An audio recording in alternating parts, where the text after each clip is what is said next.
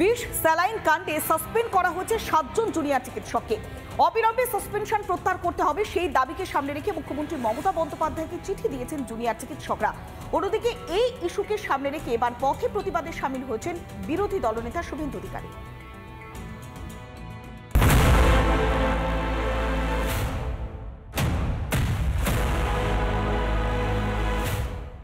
মেদিনীপুর মেডিকেলের টানা অবস্থান বিক্ষোভে জুনিয়র চিকিৎসকরা। সাসপেনশন প্রত্যাহারের দাবিতে সরব চিকিৎসকরা। এবার মুখ্যমন্ত্রীকে চিঠি লিখলেন সাসপেন্ড হওয়া 7 জুনিয়র চিকিৎসক।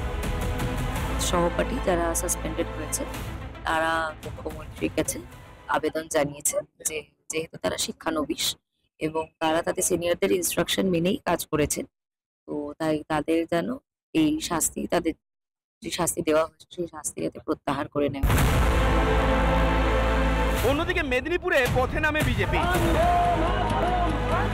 স্যালাইন কাণ্ডে স্বাস্থ্যমন্ত্রী ও স্বাস্থ্য সচিবের গ্রেপ্তারের দাবি, ডাক্তারদের সাসপেনশনের প্রত্যাহার সহ রোগীর পরিবারকে ক্ষতিপূরণের দাবিতে এদিন প্রতিবাদ যাত্রা বের হয়। পা মেলান বিরোধী দলনেতা শুভেন্দু অধিকারী।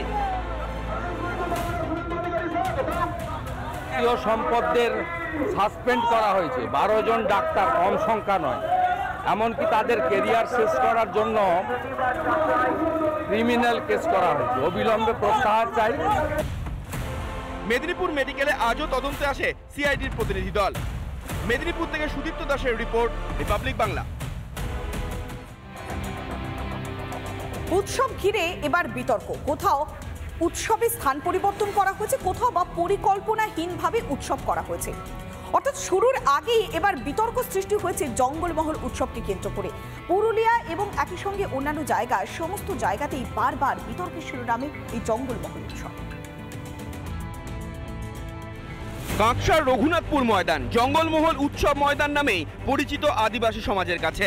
এই ময়দানেই জঙ্গলমহল উৎসব শুরু হয়েছিল এবং চলে আসছিল, কিন্তু 2025 সালে সেই উৎসব হচ্ছে কাঁকসা তেঁতুলতলা ময়দানে। জঙ্গলমহল মুক্ত মঞ্চ এবং এই জঙ্গলমহল ময়দান, এখানে জঙ্গলমহল উৎসব হয়। দোমরার একটি ময়দানে এই অনুষ্ঠিত হচ্ছে এই জঙ্গলমহল উৎসব, সেই নিয়ে শুরু হয়েছে বিতর্ক। স্থানীয় আদিবাসীদের অভিযোগ, যে মাঠে জঙ্গলমহল উৎসব হতো সেই মাঠ তৃণমূলের এক প্রভাবশালী নেতার পরিবারের নামে রেকর্ড হয়েছে। যতটা আমাদের কাছে খবর আছে, মাঠটা বিক্রি করা হয়েছে একজন হাউসগ্রাম ব্লকের প্রভাবশালী কোনো তৃণমূল নেতা। আমরা যেটা বুঝতে পারছি, এই জায়গাটা একজন তৃণমূলের প্রভাবশালী নেতা, ওনার নামে এই জায়গাটা রেকর্ড ছিল। ওর পরিবার নামে রেকর্ড করেছে। হ্যাঁ, ওর পরিবার নামে রেকর্ড করেছে। যদি অভিযোগ মানতে নারাজ রাজ্যের মন্ত্রী। আমরা ওটা খবর পেয়ে অনুসন্ধান করেছিলাম, কারোর নামে রেকর্ড হয়নি। অ্যাকচুয়াল ফরেস্টের জমি কারোর নামে রেকর্ড হয়নি, সেটা যেরকম ছিল ফরেস্টে সেরকমই আছে। বলছে যে না, কারোর নামে রেকর্ড হয়নি, কি বলবেন? উনি হয়তো ওগুলো দেখতে পান না, এখন কালো চশমা এখন পরে ঘরে ঘুরে তো মন্ত্রীরা, ওর জন্য মনে হয় দেখতে পান। মন্ত্রী মিথ্যার পর মিথ্যা বলে যাচ্ছে যে কোনো রেকর্ড পরিবর্তন হয়নি। যদি রেকর্ড পরিবর্তন না হয়ে থাকে তাহলে গাছগুলোকে ফরেস্ট আটকালো কেন? এর উত্তর দিতে পারবেন মন্ত্রী? পুরুলিয়াতেও জঙ্গলমহল উৎসব ঘিরে বিতর্ক। পরিকল্পনাহীন উৎসবের অভিযোগ করছেন পুরুলিয়ার আদিবাসী সংগঠন। জঙ্গলমহলের মানুষ এই উৎসব সম্পর্কে কতটা ওয়াকিবহাল সে নিয়েই যেমন প্রশ্ন উঠছে, অন্যদিকে প্রশ্ন উঠছে এই উৎসব কাদের জন্য। কিছু জানি না, জানা দরকার ছিল সবাইকে, কিন্তু কেন জানানো হলো না সেটা জানি না, এবং হচ্ছে সেটা জানাও নয়। কোথায় হচ্ছে না হচ্ছে সে সম্বন্ধে কিছু জানা নেই। তো দুর্ভাগ্যে যে জঙ্গলমহল উৎসব হচ্ছে বলে আমরা কান ঘুষও শুনতে পাচ্ছি। মানুষের সমাগমের বা জমায়েতের একটা পরিবেশ হওয়ার কথা, সেখানে দেখা যাচ্ছে যে একটা লোক দেখানো ভেলকি ছাড়া এগুলো কিছুই নেই।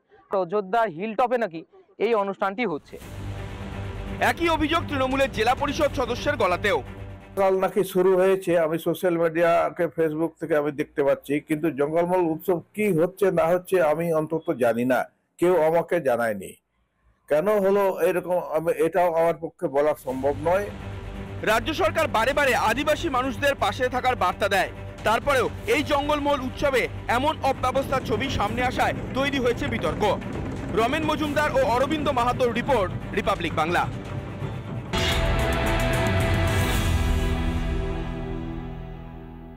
নানা ধরনের কন্টেন্ট দেখার জন্য লাইক করুন, শেয়ার করুন আমাদের ফেসবুক পেজ, সাবস্ক্রাইব করুন আমাদের ইউটিউব চ্যানেল। পাশাপাশি অন্যান্য ব্রেকিং নিউজের জন্য অবশ্যই চোখ রাখুন রিপাবলিক বাংলায়।